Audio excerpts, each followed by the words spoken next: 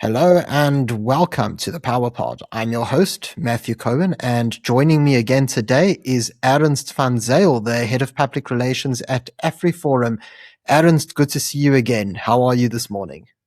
Good morning, Matthew. I'm doing well, and nice to be back on your show. I'm a regular listener, but it's not the first time caller. I have been on the show before, but I'm glad that you invited me back. Yeah, of course. Well, look, I felt the obligation to because, of course, you and AfriForum have been very vocal lately, doing a lot of good work out there. And I actually want to give you all a shout out before we get into the chat because I've just been following the amazing work you've done, so much so that I decided to sign up as a member of AfriForum last week. So anybody watching this who believes in AfriForum and what they're trying to do to make the country better, I actually just want to implore you. You can volunteer, you can donate, you can become a member, head on over to the website. So, Ernst, I'm not sure if you can just remind everybody what the link is, but because I can't remember at the top of my head. So what I'll do is I'll send you a link that you can put in the description of this show that I think will work best. That's the easiest link for people to sign up. Okay, fantastic. So you heard it there, folks. Anybody who's interested, there will be a link in the description box below.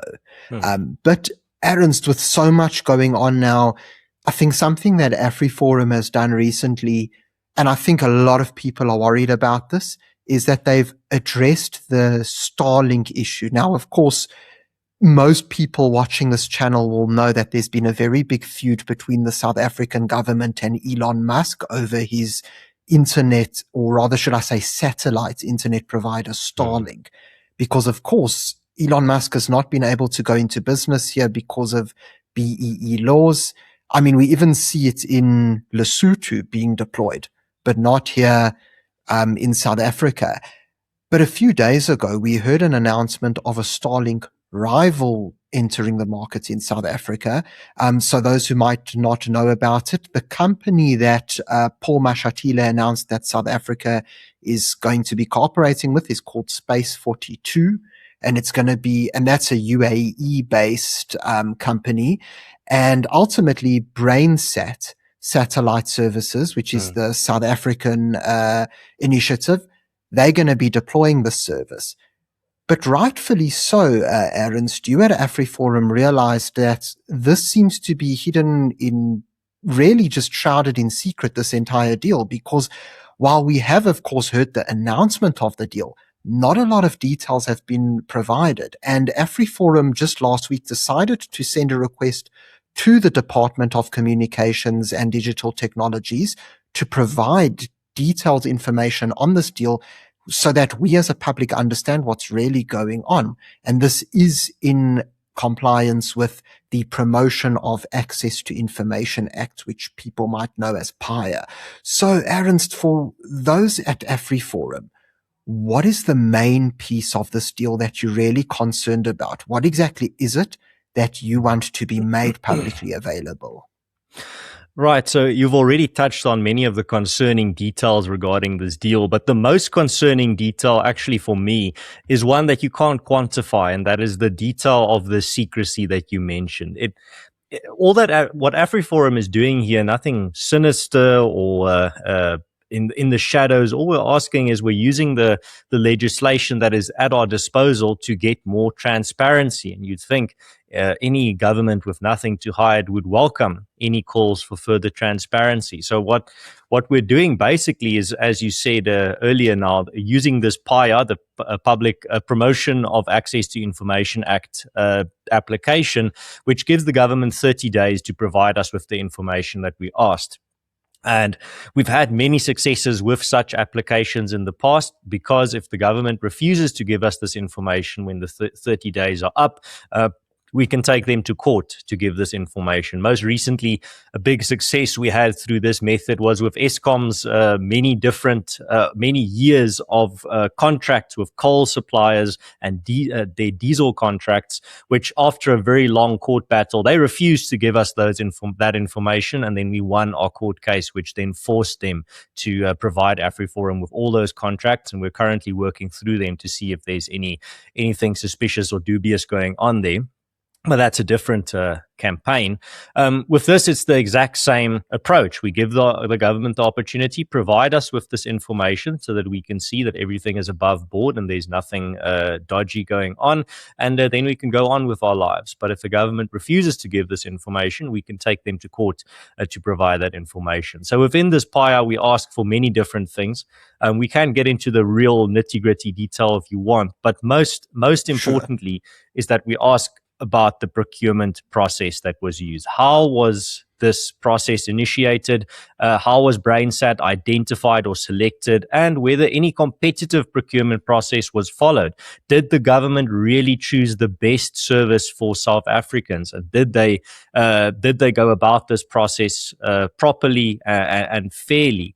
And that's why we requested this information. So opponents of AfriForum frame it as if we're hacking the government to get this information, or we're using some backdoor software to get the information. But all we're doing is we're asking the government, can we see these contracts? Can we see these documents relating to the process? And a lot of the defenders of the government's response so far is, no, you can't. That's a traitorous request.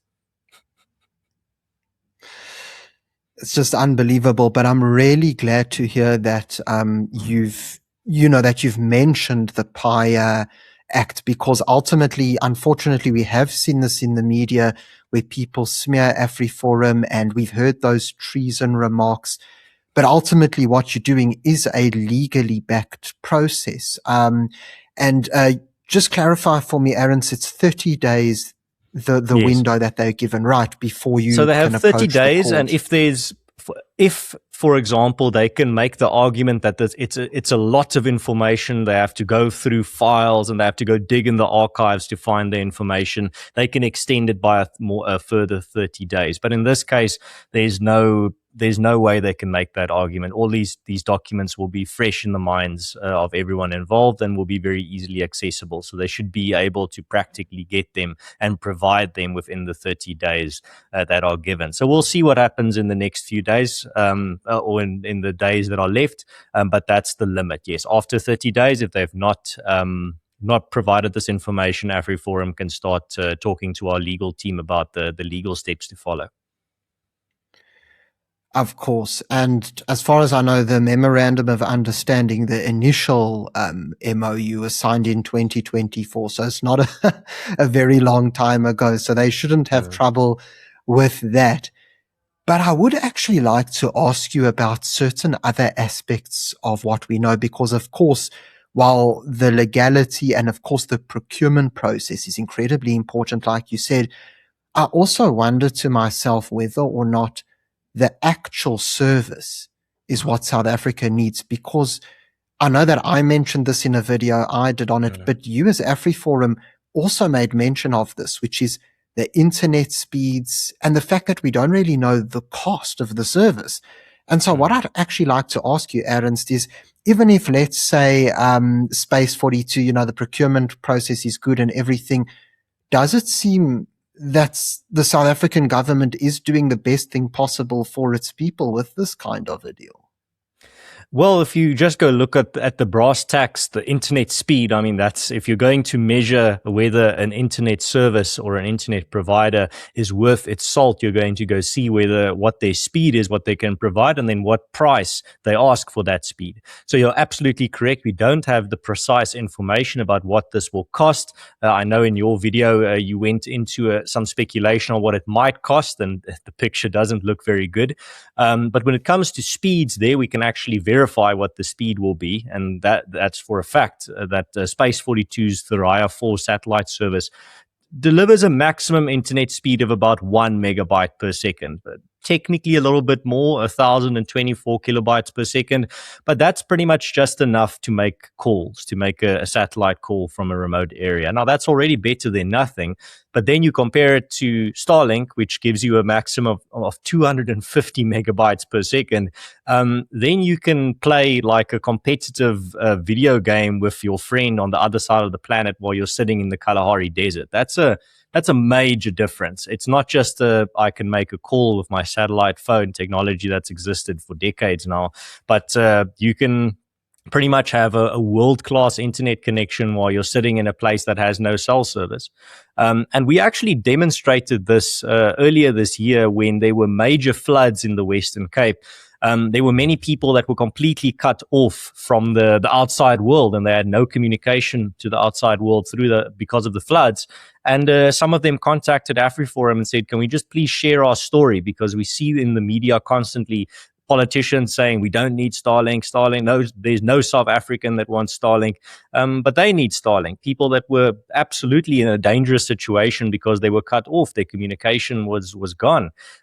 So we did 2 interviews with them, one in Afrikaans and one in English, on AfriForum's YouTube channel, where these rural citizens basically said, like, why is the government just abandoning us because of ideology, because they have some personal beef with Elon Musk, or because they are so desperate to cling on to their race-based criteria that they don't want to give this service to people in need. So the need is real. You can just talk to anyone in a rural part of South Africa that has terrible cell service. I mean, I live in the city technically, and there are parts of the city with terrible cell service. So, I mean, you can just imagine what it is like in more remote areas of the country.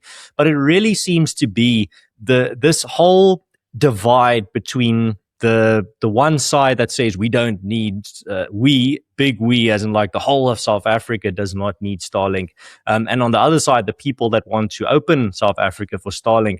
It's such a bizarre divide, because on the one side you have clearly people that are sitting in the city with their fiber line saying we don't need Starlink, we've got like AfriHost or Rain or whatever service they're using, but the people in the countryside are like, what are you talking about? Like, we don't have fiber in the countryside. We don't even have data. Like, we don't even have cell service in the large parts of the countryside.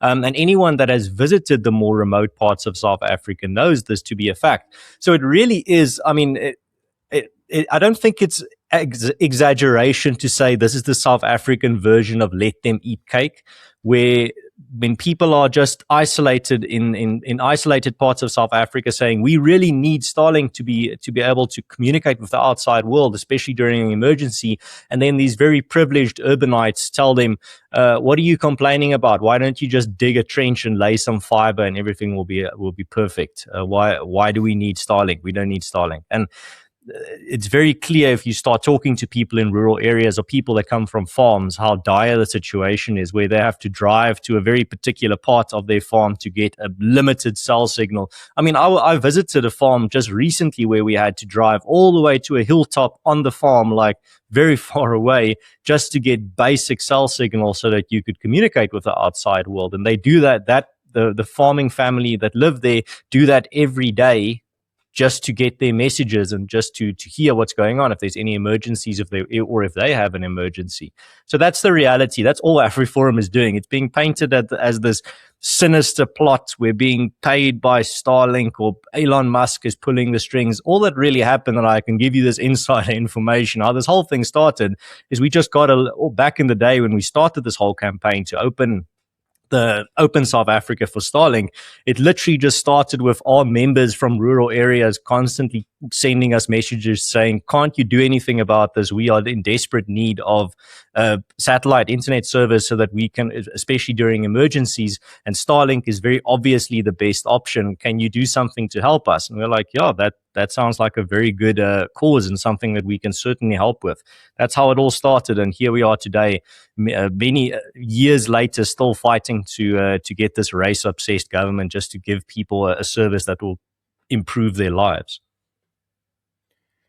Of course, and I think it's so important to mention what you did, especially when it comes to the rural areas and also when there was the flooding, because ultimately I think a lot of people get it in their minds that Starlink and just internet access is this luxury, which, okay, fair enough. It's something that's relatively new, but this is stuff that could be life-saving. I mean, I know, for example, people who have their security companies and panic buttons and things, alarms in their houses and things like that, which are hooked up to their Wi-Fi. And that's how they're able to contact the security company if there's a break-in or if something happens. And that's just a residential, something that can be in an urban area. Just to give a simple example for people that maybe are a bit disconnected from the rurals. And yeah, I mean, I grew up on a farm, Ernst, and I can tell you those cell phone towers were few and far between, especially in rural Mpumalanga. But again, it just proves your point. And I think just something else that I'd like to just mention, because I think it's important, is we see that according to official figures, about 80% of the country, they say, has some form of internet access, right? But that could mean that you have a cell phone that, again, works when it's in range. That could mean that maybe you don't have any internet at home, but okay, there's a Wi-Fi at the office you go and work at, and that's the internet that you have. So even then, it's quite patchy. But to think that a whole 20% of the country has absolutely no internet connectivity at all, I mean, that's an astonishing figure.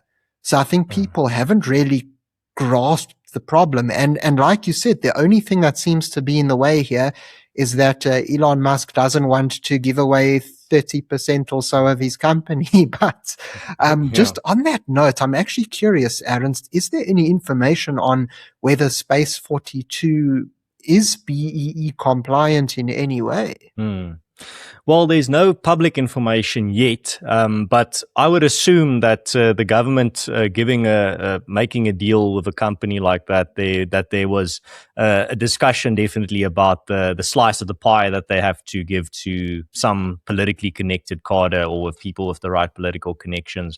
I mean, that's the typical story for any company that wants to come do business in South Africa, is you have to pretty much pay a very formalized bribe. I mean, Elon Musk said as much, or alleged as much, earlier last year, where he said that allegedly the South African government came to him and said, well, we can make this problem go away and you can access South Africa, but you just have to do X, Y, and Z for us. And I mean, technically you have to say that's alleged, but us as South Africans, we know like that's unfortunately part and parcel of doing business in South Africa, is that you have to almost always give some type of kickback to some cadre or someone with the right political connections. James Myberg of the Common Sense and of Politics Web summed it up very well when he said that corruption has become compulsory in South Africa. It's not just a bug, it's become a feature of the system, where you can only really do business here if you cut in some ANC faction. And that's what's going on here.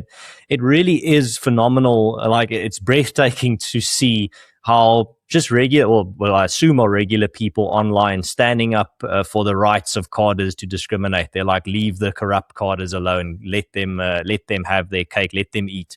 I'm just thinking, like, from just a purely a benefit perspective of how many people will benefit. You're fighting to have a handful of politically connected people that are already millionaires benefit even more, while you're fighting against the treasonous organization that just wants to see rural citizens get access to satellite internet. I mean, we haven't even started talking about Amazon's Leo, which was now also part of the whole story regarding this satellite service access to South Africa. You can correct me if I'm wrong, but as far as I understand, that service is not yet available to consumers in South Africa. It's only like in the preliminary early stages. Yes. So yeah, that's where we are now. I mean, you've got a ready-made service, the leader in satellite internet communication, right there. You just have to give them permission to operate in your country, and the government would rather kick the can down the road with another company that has 4% of the satellite fleet. Make it make sense. Make the cadre math make sense.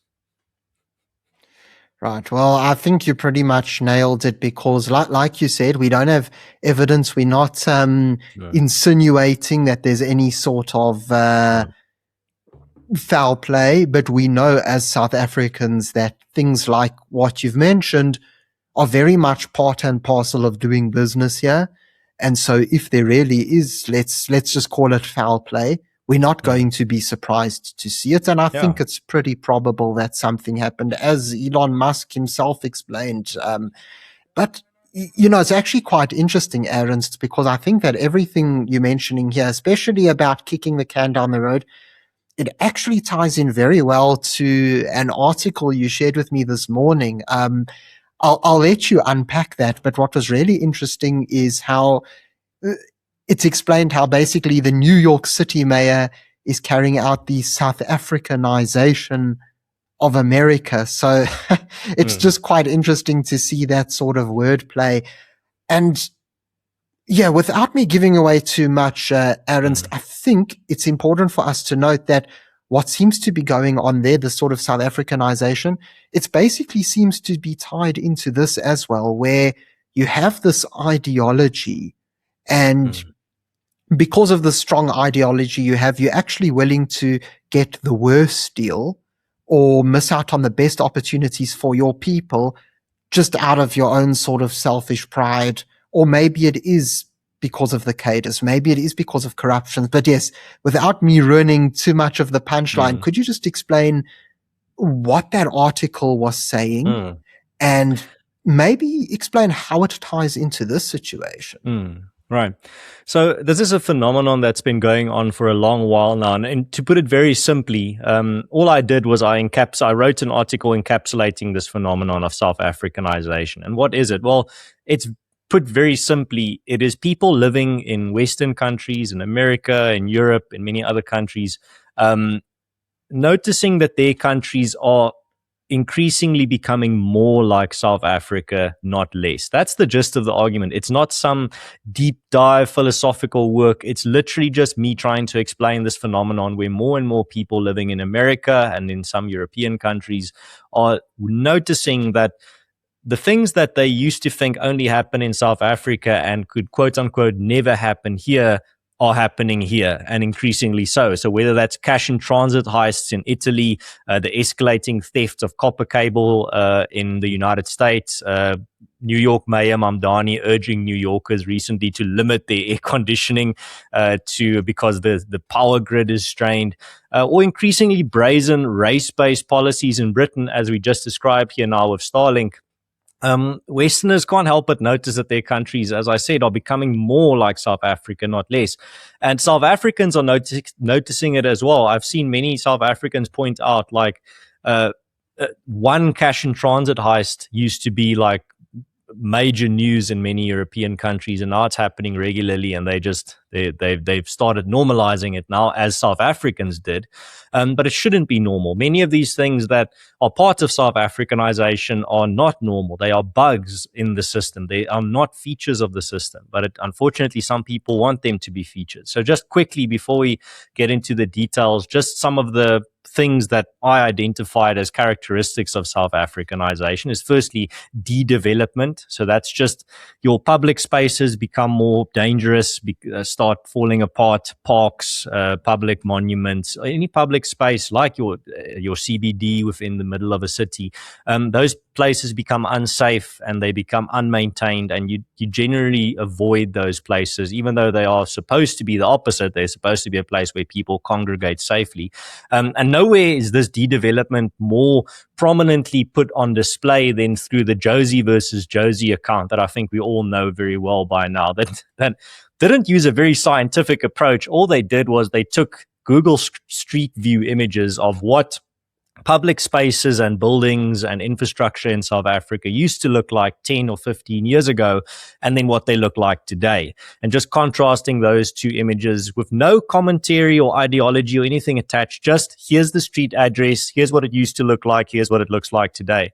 And especially in a city like Johannesburg, that those images went viral because I think South Africans have become blind to this this falling apart of many of our public spaces, this decay. It's almost like something that when you hear an annoying noise for long enough, your brain starts cutting it out so you don't hear it anymore. The same goes with a lot of this decay. So that's one of the main accounts that I reference in regards to the de-development of South Africa. But then also there's the other thing that I think is very important for Americans to realize is that all these problems, the systemic corruption, the de-development, all these problems that we experience in South Africa, that they are currently starting to experience in the United States and elsewhere, is all downstream from a policy philosophy. And that's what you talked about in the intro to this segment, is the fact that there's a particular set of policies and ideologies or an ideology that leads to South Africanization. And that ideology is pretty much what the ANC follows with their National Democratic Revolution, which stipulates that every facet, every level of society needs to be centralized in the hands of the state. The state needs to have supreme power, total power everywhere. And you achieve this through what we now very, very intimately know as cadre deployment. I don't think our American friends know that term all too well, but I think they're going to start seeing cadre deployment in cities like New York and elsewhere as the far left starts becoming more prominent in their countries. And what is cadre deployment? Well, cadre deployment is very simply putting party loyalists in every position where the government is present. So every tentacle, every corner, every structure that is connected to the state, to the government, has to be occupied by a party loyalist. So that's the other part of South Africanization that they need to be aware of. So just to wrap that up, the whole phenomenon, they are seeing the symptoms, but someone had to point out, I think, where are these symptoms coming from? And the symptoms are coming from an ideology that is imported into their country, but an ideology that we as South Africans we see it as,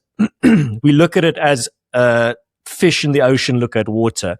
It's just the society or the politics that we inhabit in South Africa.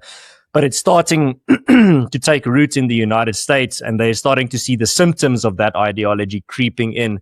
And the best example of that is the new mayor of New York City, Zoran Mamdani, literally saying the Freedom Charter and the ANC are key influences on his philosophy and policy ideas. So, I mean, you don't get it more blatant than that. Absolutely correct. And I do have to mention that the thing that really jumped out for me, Ernst, was, when you mentioned how Mamdani was warning New Yorkers to use their air conditioning sparingly because not only does that remind us of our own electricity problems, that we at least used to have back home, and sometimes still do, especially that the private sector solve, not the government. Right. Although I'm sure they'll be quick to take all the credit, as always. They already do. They already do. But ultimately, the thing that really just struck me is how even back when he had his campaign, it was always based on, it really was the ANC roadmap. Because in the same way as the ANC is always like, yes, we're the pro-poor party, although I'd say it's more pro keeping people poor, always promising social grants and things like that. We saw a similar thing with Mamdani where it was, we're going to have free buses.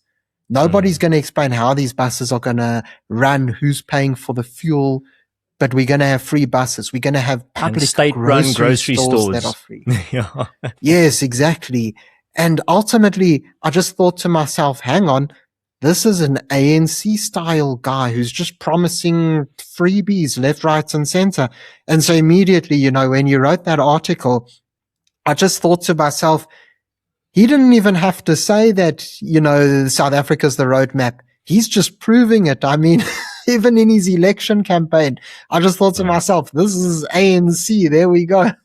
Yeah. So what he's promising basically is an what I call in the article an ANC style welfare industrial complex. So it's just government dependency is not a bad thing. We want as many people as possible dependent on the government, and that type of philosophy is what got us to a point in South Africa where more than 50% of the entire population is dependent on some form of government grant. And I say that, and Americans and people abroad almost wince and they think that's horrible, that sounds terrible. But the ANC brags about it. Every year they say the amount of South Africans using SASSA grants has increased by 2 million. It's a fantastic achievement. And my warning to Americans is you better get used to this type of politics because it has very thoroughly started infiltrating your political system, and it seems to not be going away anytime soon. So you better start learning the rhetoric, learn how this works in order to fight back, because if you don't fight back, your country is going to increasingly look like South Africa, and not the beautiful side of South Africa, not the fantastic side of South Africa, where I still think it's one of the best countries in the world. The government failure side, the state decay side, the racially discriminatory policy side, the foreign policy extremism side, all of the bad stuff that's going to start seeping in increasingly as your politicians copycat South African politicians. And do be warned. I mean, Zoran Mamdani is just ground zero. He's just the first prototype, and he's definitely not going to be the last. He's just the first experiment.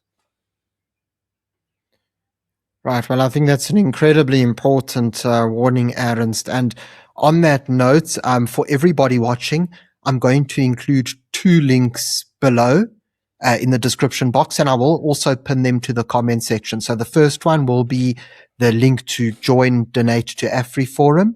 And then the second one's actually going to be the link to your article, Ernst, because I think it's well worth the read as well. But Ernst, thanks very much for coming onto the show again. It's great to speak to you, and I'm looking forward to seeing what happens with this Space42 deal. Let's see if AfriForum can get some light on this for us. Thanks again. And yeah, thank you very much, Matthew. And then also on the note of total transparency, if you have any people in your audience that are more policy wonks or people that enjoy reading detailed documents and they want to go deep dive into AfriForum's PAIA application, really go get into the detail and the meat of it, that's available on AfriForum's website, www.afriforum.co.za. You can just Google AfriForum Starlink, or not Starlink, what would be a better keyword? AfriForum satellite service press statement, and you'll be able to find it very easily. There's a link at the bottom of the press statement to the entire PAIA application. So I know it's not the majority of your audience, but I do know there's going to be some people that really want to get into the detail of it because it's just their bread and butter. So that's there for them as well. No, and of course, I'm sure that there will be those people. Ernst, thanks again for joining me today. Good to speak with you again. Have a nice day. Goodbye. Thank you. And thanks everybody for tuning into this episode. If you enjoyed it, please remember to like the video, subscribe to the channel. Of course, donate or volunteer with AfriForum. That's definitely something where your money will not be going to waste. And yes, remember to subscribe to this channel for more content like this in the future. Until next time, I'm Matthew Cohen, and this is the Power Pod.